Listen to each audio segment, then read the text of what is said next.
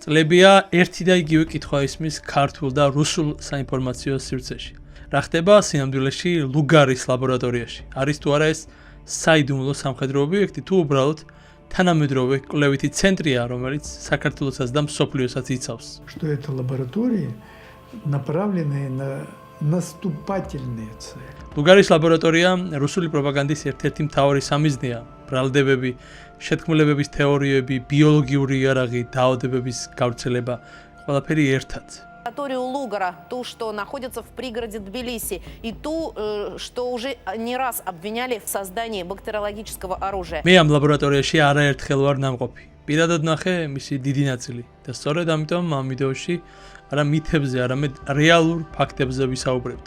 რადონის ლაბორატორიებია ლუგარში, რას იკვლევენ იქ სინამდვილეში და რატომ გახდა ეს ცენტრი ასეთი დიდი პოლიტიკური ბრძოლის ნაწილი. მაგრამ სანამ დავიწყებთ, მოიწონე ვიდეო, გამოიწერე არხი და ჩართე ზარის ღილაკი, რადგან მსგავსი თემების სიღრმისეულ განხილვას იშვიათად შეხვდები. ახლა კი დავიწყოთ და ეტაპობრივად გავარკვიოთ რა იმალება ლუგარის ლაბორატორიაში და რა არა. პირველად, რიჩარდ ლუგარის ლაბორატორიაში 2015 წლის 31 მარტს ივანე თახნიშვილის სახელობის სტუდენტთა სამეცნიერო საზოგადოების სხვა წევრებთან ერთად შევედი. სანამ ლაბორატორიის ექსტრა დაახურულ ნაწილში შევიდოდით, პირველი შთაბეჭდილება იყო ის ამერიკული საოფისე გარემო, რაც იქ ვნახეთ. ძალიან გავდა ფილმებში ნანახ ოფისს, სადაც უამრავი ადამიანი ირეოდა. საუბრები ინგლისურად. ტელეფონების განუწყვეტელი რეკვა, მუდმივი კომუნიკაცია ერთმანეთთან. ამის მერე ლაბორატორიების ნაწილში შევედით. ცხადია, შუშის მიღმა, რადგან ლუგარის ცენტრი აერთიანებს თანამედროვე დონეზე აღჭურვილ ბიოუსაფრთხოების მეორე და მესამე დონის ლაბორატორიებს, რომელთა მიზანია ადამიანის და ცხოველთა საშიში დაავადებათა გამომწვევი პათოგენების დროული აღმოჩენა. იქ დავწმუნდი, რომ ლუგარის ლაბორატორია იყო და არის ადგილი, სადაც ყველა მეცნიერებითა და კვლევით დაინტერესებულ პირს საშუალება აქვს უმაღლეს დონეზე განახორციელოს კვლევითი აქტივობა. როგორც უკვე ვახსენე, ლაბორატორიებში ბიოუსაფრთხოების სხვადასხვა დონეებია. დავიწყოთ პირველი დონით. პირველ დონეს ანიჭებენ ლაბორატორიებს კარგად შესწავლილ იმ აგენტებთან სამუშაოდ, რომლებიც ჯამთელ ადამიანებში დაავადებებს არ იწვევენ. პირველ დონეზე ლაბორატორიის პერსონალმა ხელები უნდა დაიბანოს ლაბორატორიაში შესვლისა და გასვლისას.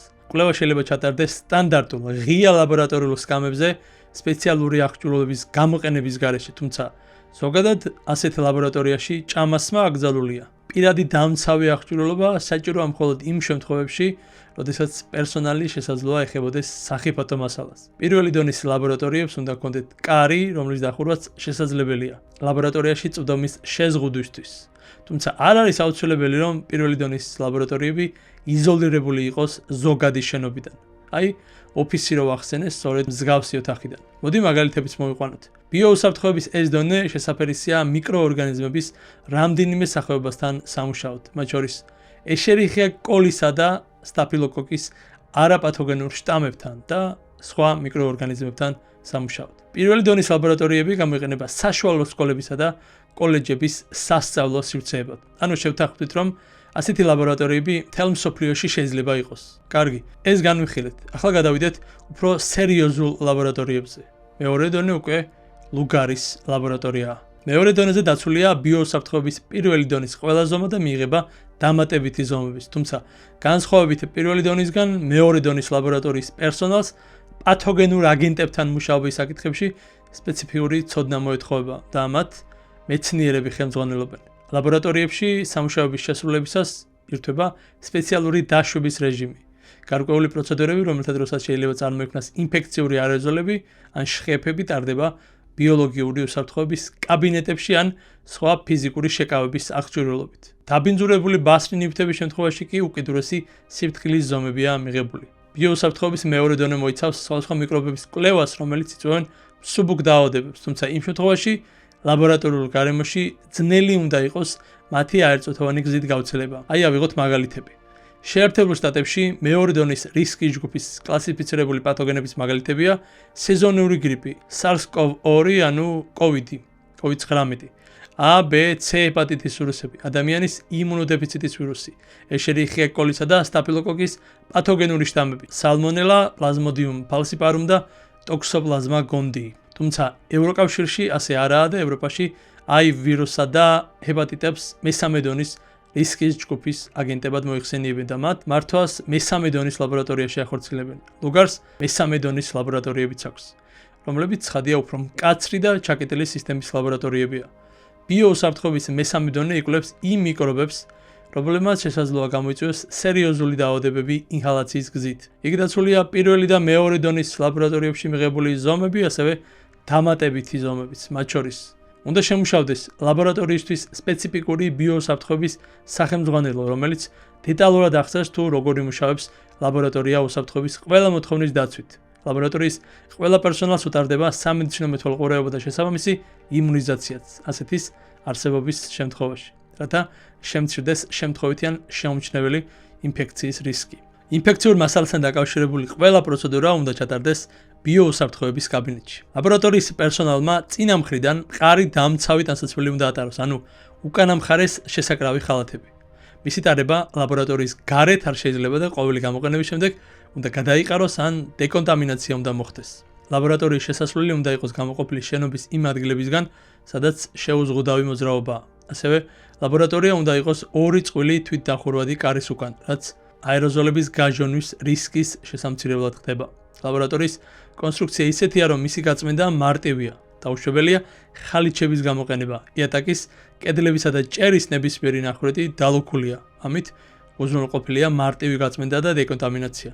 ფანჯრები უნდა იყოს დალუქული და დამონტაჟდეს ვენტილაციის ისეთი სისტემა, რომელიც აიძულებს ჰაერს ლაბორატორიის სუფთა ადგილებიდან იმ ადგილებში გადავიდეს, სადაც ინფექციური აგენტებია. ლაბორატორიიდან გამომავალი ჰაერი, სანამ ხელახლა ცირკულაციაში შევა, იფილტრება.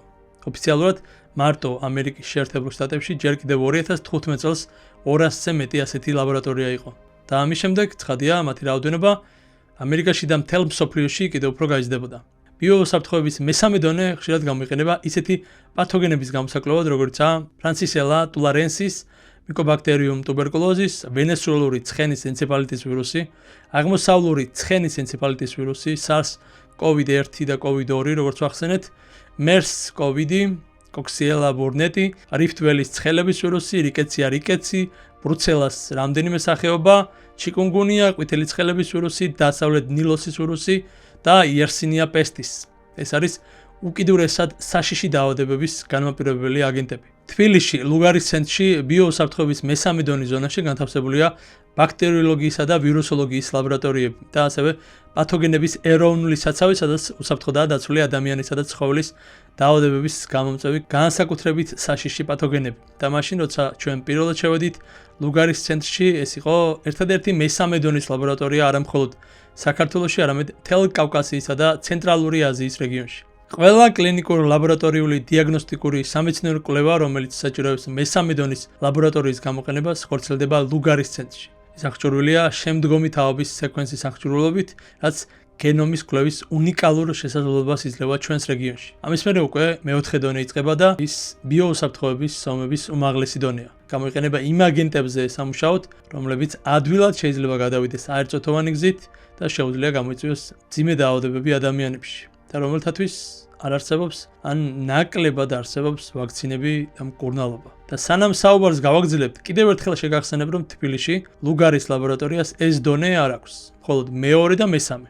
ხოლო ასეთ ლაბორატორიებში კი, როგორც წესი, მოწყობილია როგორც კაბინეტის ლაბორატორიები, ასევე დამცავი კოსტუმების ლაბორატორიები. კაბინეტურ ლაბორატორიებში ყველა სამუშაო უნდა შესრულდეს ბიოუსაფრთხოების კაბინეტში, საიდანაც გამოსული მასალები უნდა იყოს განეიტრალებული ავტოკლავში ან სადეზინფექციო საშუალებების აბზში გატარებით. თავად კაბინეტებს უნაკერო კიდეები უნდა ჰქონდეთ, რათა ადვილად გაიწმინდოს. ასევე კაბინეტი და მასში არსებული ყველა მასალა უნდა იყოს თავისუფალი ბასრი კიდეებისგან, რათა შემცირდეს ხელთათმანების დაზიანების რისკი. დამცავი კოსტუმების ლაბორატორიაში კი ყველა სამუშაო უნდა შესრულდეს დადებითი წნევის კოსტუმში გამოწყობილი პერსონალის მიერ. მეოთხე დონის ლაბორატორიიდან გასასვლელად პერსონალმა უნდა გაიაროს ჯერ ქიმიური შხაპი, შემდეგ კოსტიუმის მოსახსნელად დადებითი წნევის ოთახი, რასაც მოყვება პირადი შხაპი. ლაბორატორიაში შესვლა შეუძლიათ მხოლოდ უფლებამოსილ პირებს და ლაბორატორიაში შემავალი და გამომავალი ყველა პირი უნდა იყოს აღრიცხული.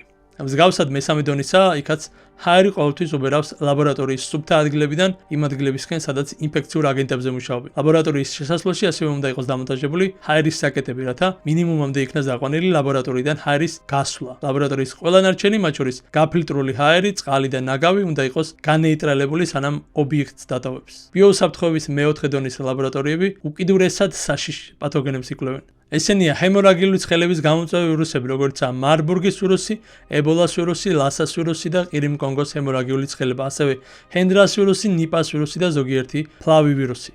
ასევე ამავე დონეზე იკვლევენ უცნობ ან ნაკლებად შესწავლილი პათოგენებს, სანამ არ იქნება საკმარისი მონაცემები მიღებული ან ამ დონეზე მუშაობის გასაგრძელებლად, ან უფრო დაბალ დონეზე დაშვებისთვის. ეს დონე ასევე გამოიყენება ყვავილის ვირუსზე მუშაობისთვის, თუმცა ეს სამუშაო მხოლოდ ამერიკაში, ატლანტაში და რუსეთში, კოლცოვოში ვირუსოლოგიისა და ბიოტექნოლოგიის სახელმწიფო კვლევით ცენტრში ხორციელდება. ანუ ჩვენ რომ გვაკრიტიკებენ, რატომ გაქვთ მესამე დონის ლაბორატორიაო, თავად რუსებს უკიდურესად საშიში პათოგენებისთვის მეოთხე დონის ლაბორატორიები აქვთ. ახლა სად არის ეს მეოთხე დონის ლაბორატორიები? Global Biolabs Reports-ის 2023 წლის მონაცემების თანახმად, მსოფლიო მასშტაბით 27 ქვეყანაში 51 ბიოსაფრთხოების მეოთხე დონის ლაბორატორია, რაც დაახლოებით 2-ჯერ აღემატება 10 წლის წინ არსებულ რაოდენობას. ამ დონის ლაბორატორიების მშენებლობა დაიწყო 2001 წელს, რადგან იმ წელს შეერთებულ შტატებში რილეხის წყლული გახშირდა. მომდევნო რამდენიმე წლის განმავლობაში კიდევ 18 მეოთხე დონის ლაბორატორიის გახსნა იგეგმება, რომელთა უმეტესობა იქნება აზიის ქვეყნებში, ინდოეთში, ფილიპინებში და ასე შემდეგ. ამით ამ ქვეყნებს სურთ გააძლიერონ რეაგირება ადგილობრივ საფრთხებსა და მომავალ პანდემიებზე. ანუ მთელი მსოფლიო მეოთხე დონის ლაბორატორიებს აშენებს, რათა მომზადებული დახვდეს მომავალ პანდემიებს და სწრაფად გამოიკვლიონ რა ვირუსი მოიდება მსოფლიოს. და ჩვენ კი ამერიკის მიერ დაფინანსებულ, აშენებულ, ნასწავლ და აღჭურვილ მესამე დონის ლაბორატორიას რუსეთი გვედავება. აზიის ქვეყნებში, ვინც ახლა აპირებს პირველი ლაბორატორიების მშენებლობას, მათ არ გააჩნიათ, როგორც ამბობენ და წერენ უცხოელი მკვლევარები, ასეთი ლაბორატორიების მონიტორინგის ძლიერი პოლიტიკა და მეთოდები. რაც კიდევ უფრო აძლიერებს იმ აზრს, რომ სადმე სხვაგან ვირუსი რომ გამოიქცევათ ლაბორატორიიდან, ჩვენი სწრაფად უნდა შევისწავლოთ. ახლა მოდი ჩამოვთვალოთ ქვეყნები, სადაც მეოთხე დონის ლაბორატორიებია. არგენტინაში, უნგრეთში, ინდოეთში, იტალიაში, კანადასა და ავსტრალიაში 2 ასეთი ლაბორატორია. ასევე ჩინეთს აქვს 2 ასეთი ლაბორატორია მეოთხე დონის და თუ გამოიცნობთ რომელ ქალაქებში? ვუჰანსა და ჰარბინში. საფრანგეთს, იაპონიას და შვეიცარიას 3 ასეთი ლაბორატორია აქვს. გერმანიას 4, ჩეხეთს, გაბონს, ფილიპინებს, სინგაპურს, სამხრეთ კორეას, სამხრეთ აფრიკას, შვედეთს, ტაივანსა და ბელარუსს მინსკში თითო-თითო. გაერთიანებულ სამეფოს 7 ასეთი ლაბორატორია აქვს. ამერიკას 9, რუსეთს 2, მეოთხე დონის ლაბორატორიები მოსკოვსა და ნოვოსიბირსკში. სხვა შორის არამიწიერი ნიმუშების შესწავლა, რომელიც დედამიწაზე ჩამოვაქვთ, უნდა მოხდეს სწორედ მეოთხე დონის მქონე ობიექტებში, მაგრამ იმის გამო, რომ მსოფლიოში არსებული მეოთხე დონის ობიექტები ვერ უზრუნველყოფენ ასეთი ხელუხლებელი ნიმუშებისთვის საჭირო სისუფთავის დონეს, საჭიროა შეიქმნას ობიექტი, რომელიც განკუთვნილი იქნება შეზღუდული უცხოპლანეტური მასალების შესაგროვებლად. ვინაიდან NASA და ევროპის კოსმოსური სააგენტო თანამშრომლობენ მარსის ნიმუშების ჩამოტანის კამპანიაზე, რომელიც, როგორც იცით, 2030-იან წლების დასაწყისში უნდა განხორციელდეს, ასეთი ლაბორატორიების საჭიროება სულ უფრო აქტუალური ხდება. მოდი დავუბრუნდეთ თბილისს. რიჩარდ ლუგარის სახელობის საზოგადოებრივი ჯანმრთელობის კვლევითი ცენტრის მშენებლობა დაიწყო 2004 წელს. ამერიკისა და საქართველოს მთავრობებს შორის 1997 წელსა და 2002 წელს გაფორმებული შეთანხმებების საფუძველზე. იმ ლაბორატორიის მშენებლობასა და გამართვაზე 150 მილიონი დოლარი დაიხარჯა. ამერიკის მთავრობას არ სურდა, რომ საბჭოთა პერიოდის მეცნიერებს ბიოლოგიურ იარაღზე ემუშაოთ იმ შემთხვევაში, თუ ეცოდნა მსოფლიოს ისეთ ქვეყნებში მოხდებოდა, როგორიცაა ირანი ან ჩრდილოეთ კორეა. არავის სურდა, რომ საქართველო გამხდარიყო ბიოლოგიურ იარაღთან დაკავშირებული ტექნოლოგიების ან პათოგენების წყარო. ამერიკამ ამ შეთანხმების პარაგლებში საქართველოში ამ პროგრამისთვის ჩადო ასეულობით მილიონ აშშ დოლარზე მეტი ინვესტიცია. ამ პროგრამის პარაგლებში ქვეყანაში მოეწყო თანამედროვე დონეზე აღჭურვილი ბიოსაფრთხოების ლაბორატორიული ქსელი, ადამიანისა და ცხოველთა საშიში დაავადებათა გამომწვევი პათოგენების დიაგნოსტირებისთვის. სერიოზული ინვესტიცია განხორციელდა ადამიანური რესურსების მზადებაში. ლუგარის ცენტრი მთელი აღჭურვილობით 2018 წელს სრულად გადაეცა საქართველოს მთავრობას. როგორც გითხარით და კიდევ ერთხელ გავიმეოროთ, ლუგარის ცენტრი აერთიანებს თანამედროვე დონეზე აღჭურვილ ბიოუსაფრთხოების მეორე და მესამე დონის ლაბორატორიებს. 2024 წელს ამერიკის შეერთებული შტატების დაავადებათა კონტროლისა და პრევენციის ცენტრმა CDC-მ საქართველოსთან კვლევითი პროექტები და ახალგაზრდა სპეციალისტების მომზადება შეაჩერა. ამერიკის დახმარების 95 მილიონიანი პაკეტის შეჩერების მიზეზად რადიო თავისუფლება საქართველოს დემოკრატიის უკუსლას და საქართველოს პარლამენტის მიერ ეგრეთ წოდებული უცხოეთის აგენტების კანონის მიღებას ასახელებდა. არადა ამერიკელ სპეციალისტებს რადიო თავისუფლება რამდენიმე წლის წინ სწორედ ლუგარის ლაბორატორიაში ესაუბრა. მაშინ ამერიკელი სპეციალისტები ქართველებთან ერთად იკვლევდნენ სასუქი გზების მწვავე ინფექციებს, სქესობრივი გზით გადამდებარე დაავადებებს, ნაწლავურ ინფექციებს. ლუგარის ლაბორატორიაში აზუსტებენ კონკრეტულად რა შტამის ვირუსი ცირკულირებს ხოლმე საქართველოში. აქ ამოიცნეს თავის დროზე ღორის გრიპად წოდებული H1N1-იც. სპეციალისტები განუზომლად დიდს უწოდებენ როლს, რომელიც ლუგარის ლაბორატორიამ COVID პანდემიის დროს შეასრულა. საბჭოთა პერიოდიდან მოყოლებული საქართველოში სხვადასხვა ბიოლოგიური ლაბორატორია ფუნქციონირებდა. მაგალითად, შავი ჭირის საწინააღმდეგო ქართული სადგური. ანუ ლუგარის ლაბორატორია რაიმე ახალი არ არის ქართული ჯანდაცვის სისტემისთვის. ეს როცა მთელ მსოფლიოში ახალ პანდემიებს ელიან, როცა მეოთხე დონის ლაბორატორიების რაოდენობა იზრდება და ყველაზე საშიში პათოგენები მკაცრი კონტროლის ქვეშ ხდება, ლუგარის ლაბორატორია გლობალური ჯანდაცვის სისტემის ნაწილია. თბილისში მოქმედი ლუგარის ცენტრი არ არის მეოთხე დონის ლაბორატორია, არ მუშაობს ბიოლოგიურ იარაღზე, არ წარმოადგენს საფრთხეს არც საქართველოსთვის და არც რეგიონისთვის. პირიქით, ეს არის ადგილი, სადაც დროულად ამოიცნეს სხვადასხვა ვირუსები, სადაც COVID პანდემიის დროს მნიშვნელოვანი კვლევები ჩატარდა. ამ ფონზე ლუგარის ლაბორატორიის წინააღმდეგ მიმართულ მუდმივ შეტევებს მხოლოდ ერთი ახსნა აქვს. ეს არის ცდელობა დასუსტდეს ქართული სახელმწიფო, მისი ინსტიტუტები და ნდობა მეცნიერების მიმართ. და ეს არის მომენტი, სადაც კრიტიკული აზროვნება ყველას გვჭირდება. თუ ფიქრობ, რომ ასეთ თემებზე საუბარი მნიშვნელოვანია, დააჭირე ლაიქს, გამოიწერე არხი და შენს სოციალურ ქსელში გამოაქვეყნე ეს ვიდეო, რათა მეტი ადამიანი გაერკვეს ფაქტებსა და პროპაგანდას შორის განსხვავებაში. კომენტარებში კი დაწერე, გინდა თუ არა მსგავსი ანალიტიკური ვიდეოები სხვა პოდკასტებში. დიდი მადლობა.